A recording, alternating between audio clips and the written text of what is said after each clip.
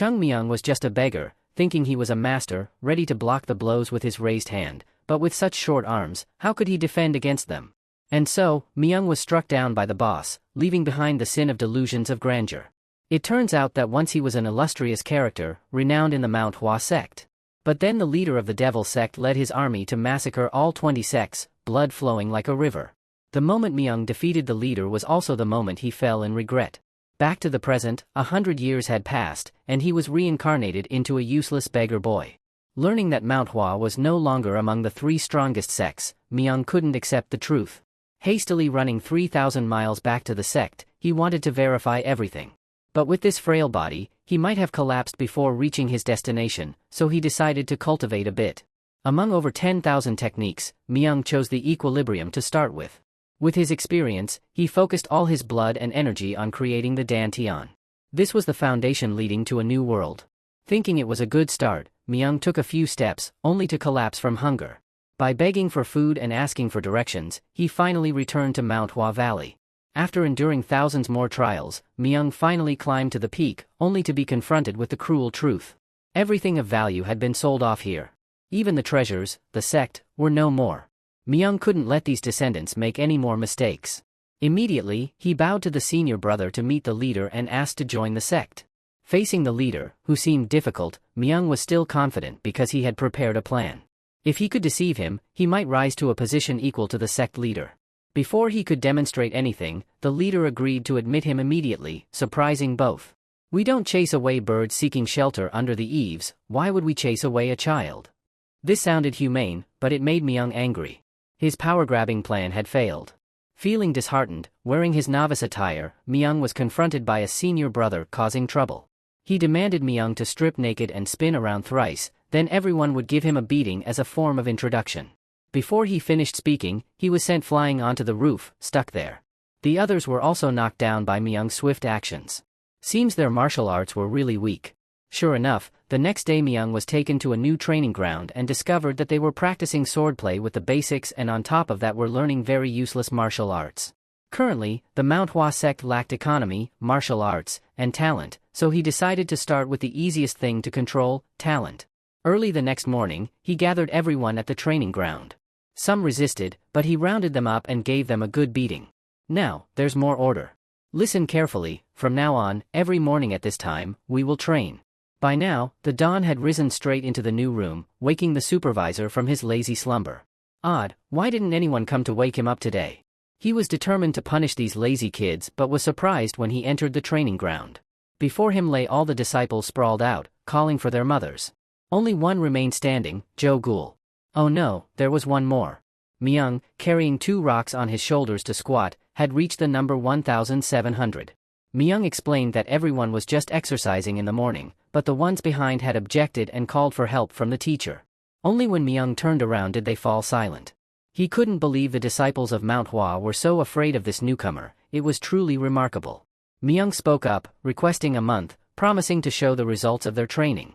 Although the exercises provided by the teacher were good, they needed more effort to accelerate their progress. However, he assured them that they would maintain proper etiquette and respect for their senior brothers. The supervisor, hearing this, became even more impressed by this boy's virtues. He ordered the disciples to voluntarily continue their training. Then he swiftly left like a breeze, leaving behind the students calling for help. Their behavior earlier was a bit excessive, now it was time for punishment. During today's meal, some disciples complained about the lack of meat and the abundance of vegetables. They also complained about the rigorous training making it hard for them to even hold chopsticks. Normally, senior brother Jo Gul would be furious at such remarks. But today, he was very different, gently reassuring everyone, leaving them all puzzled. After the meal, Jo Gul called a senior brother out and expressed his admiration for Myung. "Right here in Manhwa, I want to become a master who can command the world like that kid." Myung, inadvertently lying on a nearby tree, witnessed everything and was pleased to have taught those two a lesson. As he was contemplating further training methods, he was startled by a knock on the door. He couldn't believe someone dared to intrude upon Manhwa. Even more surprising was that they were debt collectors demanding money. How much more degraded could Manhwa become? Determined to investigate, he discovered ahead was the Hua Tower, once the property of Manhwa, along with all the grand shops in the Hwaam region. Hwaam used to be barren land, but thanks to Manhwa, it became prosperous today. Immediately, he blocked the path of one of them to interrogate. At first, the man looked down on the small boy in front of him, asking Myung to punch him before confessing. This man's father had been entrusted to manage the fabric shop, but seeing Manhwa's decline, he took over everything. At this moment, a guard rushed in to rescue his master but was struck down by Myung's Manhwa sword technique. When he turned back, the shop owner had witnessed everything. Myung thought he had been exposed, but the man mistakenly thought he had used a southern edge sword technique. Myung was both relieved and a bit sad that no one recognized the iconic martial art of Manhwa anymore. Back at the sect, he asked two senior brothers to manage the training while he sought to reclaim the lost assets. The ledger was probably burned during the battle with the Devil Sect, but the senior brother, being cautious, might have copied everything and hidden it in a secret place, possibly atop the southern peak. Myung swiftly climbed up and used his blood energy to locate the secret passage. After a while, he found it. But when he looked inside, he saw the sect leader had been there all along. He was standing in front of the secret door, seemingly unable to open it. Seeing Manhwa on the brink of destruction was heart-wrenching. Perhaps a sect leader like him felt deeply saddened and came here to suffer alone. When no one was around, Myung jumped down to try to open the door. But it wasn't as easy as he thought. It turns out, this door was the renowned everlasting metal door, made from the toughest and most expensive metal, even harder than diamonds, which even the sect leader couldn't break. Myung suddenly realized that this pattern was a combination of the Manhwa secret techniques, so he mustered all his foot energy to break the door. Though he could remember the movements, executing them with the strength of a child was too difficult. Myung attempted once more, starting from the equilibrium fist to the 6 blades water, and from there, through the 24 most powerful techniques of the plum blossom swordsmanship, ensuring to maintain the movements until concluding with the equilibrium fist.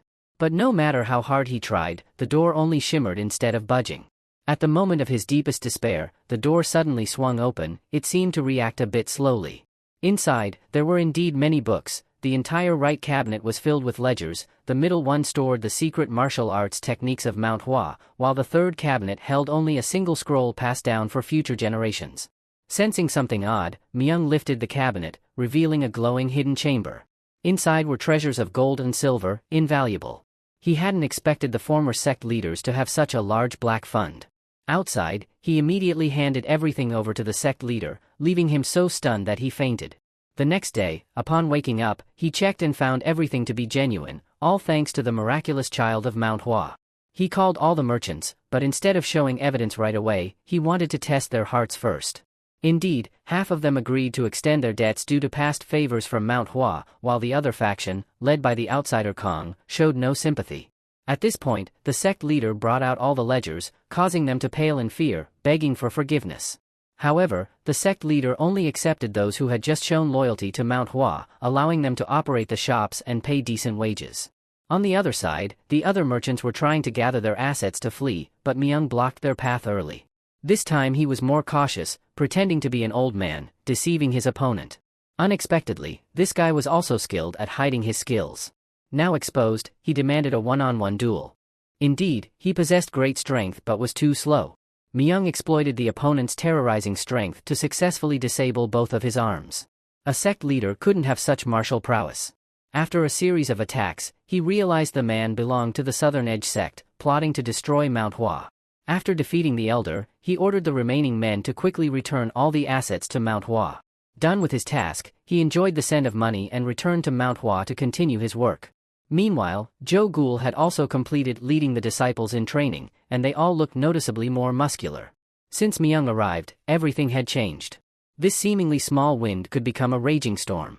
After bathing and returning, they were very surprised to see Manhwa bustling with builders and helpers. They were ordered to renovate the old Manhwa. Even the dinner that night consisted of whole roasted chicken. Oh, what a surprise! At this point, Myung was being offered rewards by the sect leader, both in money and martial arts secrets, but he declined. He had already mastered those martial arts techniques and was now struggling with how to pass them on naturally to his disciples. As for the reward, Myung requested a pills of life to restore his health. It was then revealed that the elder had lost the formula for creating the pills of life. Such a sabotage. After the recent ordeal, he had exhausted his life force and needed the pill for recovery. Myung suddenly remembered that he had hidden a bunch of pills of lives and wine on the mountain wall of the ruggedly disconnected cliff. Standing before the treacherous mountain, he realized it was too dangerous for his frail body. But with no other choice, he risked his life to cross it. After several near-death experiences, he finally arrived. Truly, the recent hardship was compensated with countless treasures. The most important value was in this box. As soon as he opened it, a pink light radiated brilliantly, making him feel like stepping into a grove of plum blossoms. This was the Snow Blossom pill, twice as potent as the regular pills of life, so without delay, he took one. The pill dissolved in his mouth, spreading a graceful fragrance throughout his body. Now the task was to hold it tightly to prevent it from escaping. Then, he replaced the impure life force with the pure essence of the Snow Blossom pill. Myung underwent an extremely difficult purification process, akin to piecing together countless fragments of life force. Eventually, he succeeded. He felt vitality flooding his body, and his broken bones healed in an instant. The toxins were being expelled, and along with them, his chest and blood vessels expanded significantly. Suddenly, a shock hit, signaling an incredibly strong surge of reverse chi flowing upward that Myung couldn't control. He knew that if it reached the upper dantian, it would lead to combustion and possession. Myung immediately self-inflicted wounds on his body to block it, causing excruciating pain, but it seemed ineffective. His upper dantian felt like a crumbling wall. Fortunately, he remembered the lesson from his senior brother: to stem the flow of water, one needs to build a dam, but eventually, the water will overflow or break through, so it's better to let it flow naturally and focus on its source. If the spirit is strong enough, it will prevail. Indeed, this worked as Myung felt all his acupuncture points had opened, and his internal strength had increased several-fold. Now, with a few leaps, he conquered the ruggedly disconnected cliff segment. He also brought back the Snow Blossom pills to give to the other disciples. This morning, everyone maintained their early training routine, but Myung was nowhere to be seen. Lately, he seemed absent, perhaps having given up on training with us. Just as everyone was about to head back to rest, Myung appeared, looking more radiant than ever. The glimmer of hope was overshadowed, disappointing everyone immensely.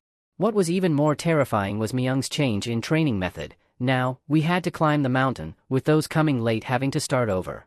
Some senior brothers quickly caught on and dashed off, leaving the rest bewildered. Only after a while did they realize and hastily followed suit, fearing being left behind. Myung silently chuckled at the rebellion of his senior brothers. He didn't blame them. One must have the capability before becoming discontent. To revive the sect, all disciples needed to become strong and united, making this place even stronger than before. Indeed, the next day, no one except the senior brother accepted the new training method. But at dinner, even he couldn't hold his chopsticks steady. Training at such intensity would soon become unbearable for everyone. Jo Gul suggested giving it a little more time, but if things didn't change, he would talk to Myung about it again. That night, when he collapsed onto his bed exhausted, Myung approached him. He secretly gave Jo Gul pills of life, saying it was the only one. Helping someone dying of thirst is remembered. By doing this, he not only helped everyone but also gained their gratitude. Indeed, in the following days, the disciples' training with the incredibly stable movements surprised the supervisors.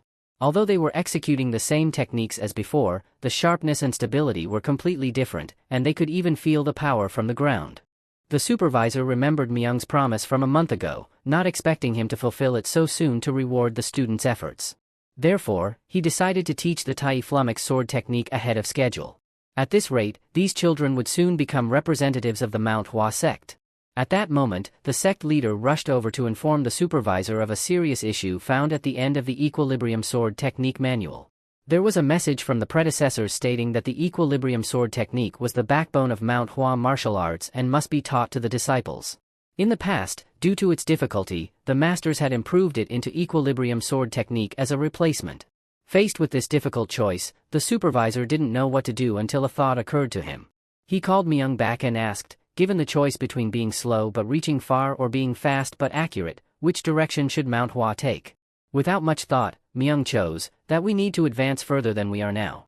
We need to regain the glory of the past to make the name of Manhwa resound throughout the martial world once again.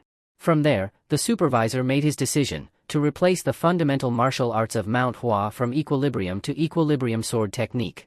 He silently thought that this child was the future of Manhwa and the one who would lead the sect to regain its former glory.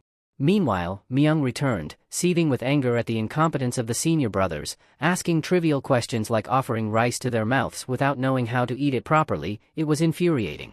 At this point, Manhwa had just gone through a disaster, thinking that peace had been regained, but a new problem arose. The entire market was now chaotic because there was no competent manager. Before, those merchants may have been fraudulent, but they managed business operations very well. Conversely, the sect's elders were not capable of economic management, so everything was now as chaotic as it was. Indeed, running a business is not a simple matter. One must carefully choose everything from raw materials to personnel. They were too inexperienced in these matters, not to mention their poor financial management skills. What we lacked most was talent.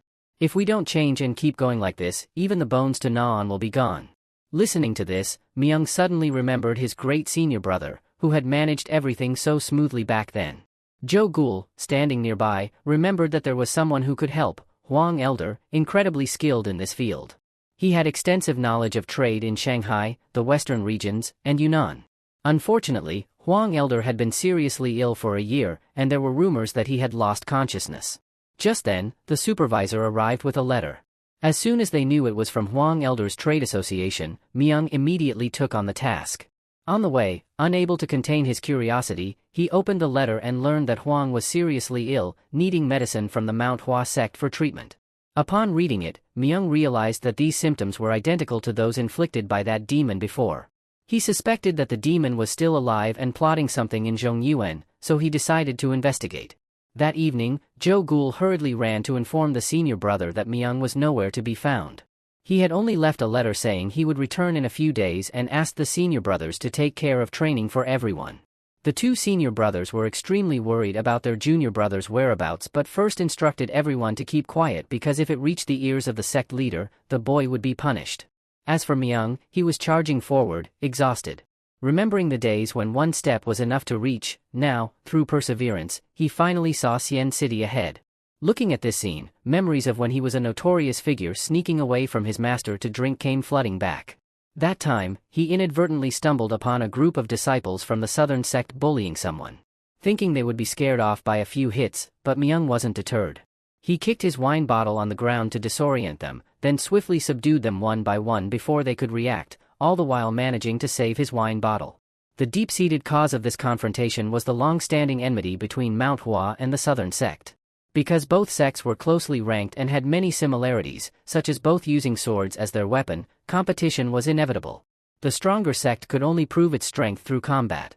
Therefore, when disciples from the Southern sect encountered those from Manhwa, conflicts were unavoidable, especially in this western land.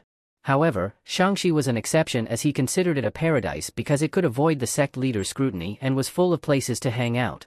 Of course, seeing Manhwa brats in their territory, they always took the initiative to provoke, but no matter how many of them there were, the result was always the same. However, one thing that Myung had to admire about them was their tenacity. Even with broken limbs, they still tried to bring more people to fight.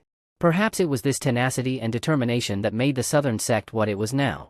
But he was even more tenacious. Even if he encountered them again, he wouldn't be deterred, so he just continued straight into the city. At this moment, Huang Elder's son was very worried when the physician announced to prepare for the worst because his father was beyond saving. Despite their immense wealth, he couldn't bear to watch his father suffer in front of him and also be extorted by the Southern sect's leader, but he had to endure because they were currently too strong. Just then, he received good news that someone from Manhwa had come to visit, which infuriated the Southern sect leader. John Gue quickly stepped out to welcome the visitor, but his joy was short-lived when he only saw a young boy in front of him. The boy claimed to know how to cure Huang Elder's illness but demanded to see the promised huge reward first, which made John Gue suspicious.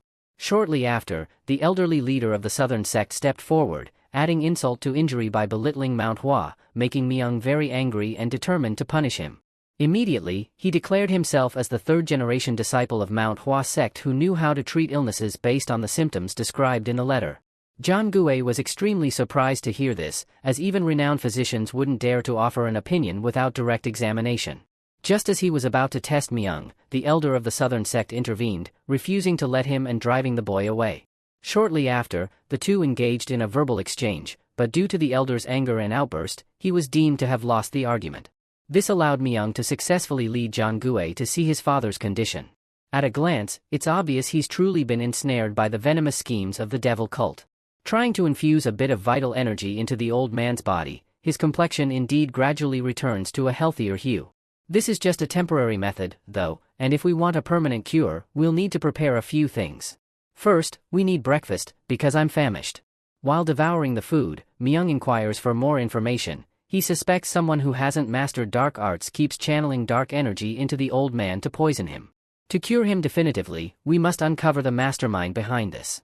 We have a plan to deal with it, but first, I need your help with something, so pass me another bottle of wine. Speaking of the Southern Sect leader, he's visibly furious, unable to even chew the steamed bun before him. How dare a disciple of Manhwa step into our territory, and with such audacity? Moreover, that brat bears a striking resemblance to Plum Blossom Sword Saint, making me despise him even more. The disciple sitting beside me, Lee Song-baek, immediately recognizes that the master is referring to Plum Blossom Sword Saint Master, which further enrages him. You cannot bestow such a prestigious title upon that deceitful scoundrel. Even though he died centuries ago, he remains my eternal nemesis. As for that impudent kid who came to treat Huang Elder, the village is buzzing with gossip about his miraculous healing abilities. It seems Elder's health has improved. Huang Elder is a shrewd and cunning man. If he can be successfully treated, he'll undoubtedly pour his wealth into revitalizing Mount Hua. We must prevent that from happening. Song-baek suggests a plan to drive the boy away. Everyone knows the deep animosity between the Southern Sect and Mount Hua. We'll stage a chance encounter and swordplay exchange. Then, a slight misstep, and it will be done. Furthermore, Mount Hua and Southern Edge are approaching, which will aid our cause. Of course, after this incident, you'll be punished, but there will be a deserving reward afterward. Truly, before Mount Hua was a place Southern Sect wouldn't dare to touch. If they hadn't entangled themselves in battle with that demon brat, they couldn't have overcome him by now. Venturing from Mount Hua to here signifies they are rebuilding diplomatic relations. I will crush their revival plan. We cannot allow their history to repeat itself.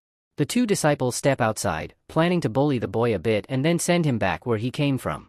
Although bullying children isn't our preference, we cannot let an elder oppress a child. As they're about to leave, Song-baek freezes. How could we encounter the brat so soon? Myung is standing idly by the door, seemingly waiting for someone, then suddenly hears a greeting. It's Song-baek introducing himself and welcoming the Mount Hua disciple to West Peace. Despite his smiling face, he sneers inwardly at the clueless kid. Even the most renowned masters worldwide couldn't cure Elder, so how could he? He must be after money, but it won't be so easy.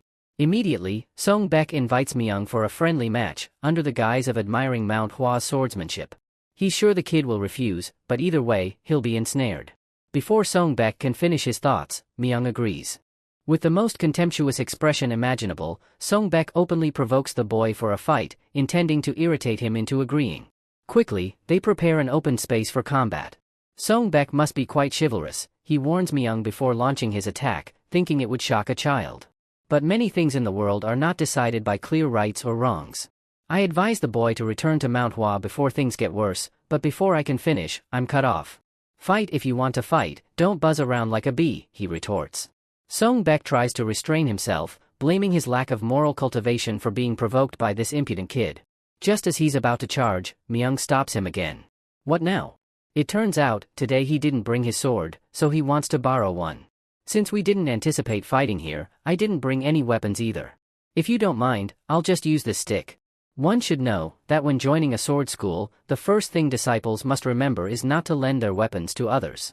But fearing people might gossip about bullying an unarmed person, Song-baek advises his disciple to lend his. With the sword exchanged, we can now begin. Seeing that his opponent doesn't draw his sword, he asks, but immediately becomes infuriated when he receives the response, "Do I look like I'm here to kill someone? If you want to draw your sword, go ahead." Unable to contain himself any longer, he feels the dark energy within him beginning to surge. If he continues talking to that arrogant brat, all the moral cultivation he's practiced will dissipate. Without delay, he rushes at Myung like a flaming comet, unleashing a series of powerful attacks that catch Myung completely off guard. Even his disciple is astonished, never having seen his master so enraged. However, it seems the kid is holding up quite well, as if he's tasted a bit of the taste of death before. But I know my master has only used his strength and speed at a level the boy can withstand. If he wanted, he could unleash a finishing move. At this point, seeing Myung completely block his powerful attacks, he's extremely surprised. Remembering earlier, the kid had already positioned his sword exactly where he wanted to attack. Could he have read his thoughts? He immediately tries again with even greater speed. But the result is the same as before. His proud full-force attacks are easily blocked by the boy. He surges with celestial energy, radiating around his body and then channeling into his sword. With this sword technique, he could split the world in two. What's one kid in front of him? Just as Song Bek strikes at Myung, his disciple behind him shouts, stopping him. Thanks to that, he managed to dissipate all his energy, blaming himself for being too emotional. Unbelievably, even though all the energy was dissipated, Myung was still thrown away when he received the attack, lying in a pool of blood, his disciple stunned at the sight. At that moment, Song Bek is in disbelief, not expecting someone to still be spewing blood like this.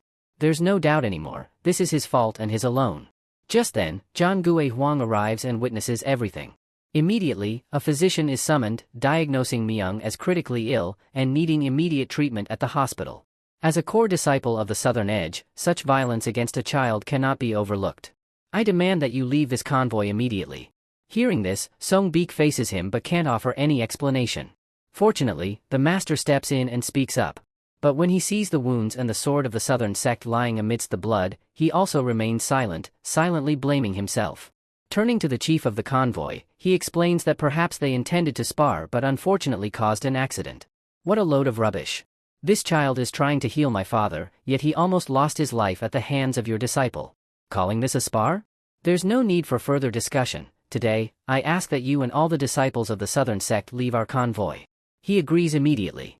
Despite the unfortunate accident, I hope you understand that our Southern Sect always wishes for Huang Elder's swift recovery. John Gue, furious, steps forward, not forgetting to hint at the sect leader. The ungrateful wretch dared to utter those words, how shameful. He orders Song Bek to stay behind to atone for his sins. However you manage it, you must seek forgiveness from the chief of the convoy, or else there's no need to return to the Southern Sect. His words are tantamount to expulsion. At this point, Myung is being treated by a knowledgeable merchant in internal energy, but there seems to be no progress. He's lost too much blood, so all they can do is regulate his blood flow. Though not life-threatening, full recovery is uncertain. John Gue, upon hearing that he'll regain consciousness in 23 days, feels somewhat reassured because this kid is our last hope in treating my father's illness, yet they dared to attack this hope to the point of unconsciousness. It's undoubtedly intentional. It seems misfortune hasn't finished with Myung yet, as that very night, he's attacked by a mysterious assailant. He unleashes a crimson energy stream, immediately aiming for Myung's throat, intending to end him in an instant. But looking back, he's managed to evade the lethal strike and gently grasps the assailant's hand, announcing that he's caught the culprit. Just then, from the courtyard, John Gue arrives with men to apprehend the assailant, revealing him to be the shopkeeper from earlier. Never would we have expected the person we trusted the most to be the one plotting against my father. All of this was part of Myung's calculations. He knew for sure that tonight the assailant would come because if he were eliminated at this point, all the blame would fall on the Southern Sect, and his plan would succeed. It was fortunate that this morning there was a fight among the Southern Sect, which helped to expedite his plan, and the internal injury incident was just something he faked. Up to this point, he still pretended to justify his actions, claiming that his only intention was to eliminate the kid suspecting him of having intentions towards the convoy leader's wealth. Myung knew that if he didn't act, the man could still argue, so he rushed forward, pretending to attack. Because he was so surprised, he still unleashed his strongest move to block the attack, unknowingly falling into the trap. At this point, Myung calmly raised his crimson hand and demonstrated that these were exactly the symptoms similar to those of Huang Elder's illness. This time, he couldn't deny it anymore and was shouted at by John Gue to be arrested. Indeed, this guy was quite stubborn and tried to break free. Meanwhile, Song Bek was sitting, sighing, not knowing how to apologize to John Gue to be able to return to the Southern Sect with his master and everyone else. Suddenly, he heard a loud noise and dust rising from Jonggui's house, so he ran to check. Sure enough, it was all because the shopkeeper used a strike to blast a corner of the floor. Song Bek arrived just in time as Myung turned back and called for help. Not understanding what was happening, he saw Myung signal to the convoy leader, but he still didn't understand. Only when he saw the angry face of the convoy leader did he realize that this was his chance. Without thinking much, he rushed forward like a gust of wind to defeat the bandit and redeem himself. Regarding the recent injury, Myung quickly resolved it and proclaimed himself the most experienced healer in the world. Feeling triumphant, but just a moment later, Myung yawned because it was time for bed, fighting for an hour and still no victor had been determined. Knowing this, he decided to intervene. As soon as he finished speaking, the shopkeeper collapsed, causing Song Bek to receive quite a few injuries on his body as well. By now, the convoy leader realized that the Southern Sect wasn't as bad as he thought, so he agreed to overlook the offenses from earlier in the day. Only then did Song Bek feel relieved enough to sit down and rest. Finally, everything had come to an end, unexpectedly resolving the difficult situation the convoy had faced in the past year in just 2 days. This little sect leader seemed like a mastermind hidden behind the facade of a child. Convoy leader John Gue was secretly praising Myung. He then insisted on claiming the reward, "While I am sure we can cure Huang Elder's illness, so you can rest assured. In that case, our team leader also promises to use the full power of the trading delegation to assist Mount Hua." Hearing this, Myung immediately objected. He intended to claim the reward for himself rather than for Hoa-sun. He insisted that only by taking action can one reap the benefits, and it's unreasonable for them to sit idle and expect to profit. This was beyond the leader's original plan. But ultimately, this junior leader is indeed an abnormal person. And here ends part 1. See you in the next episode. Peace.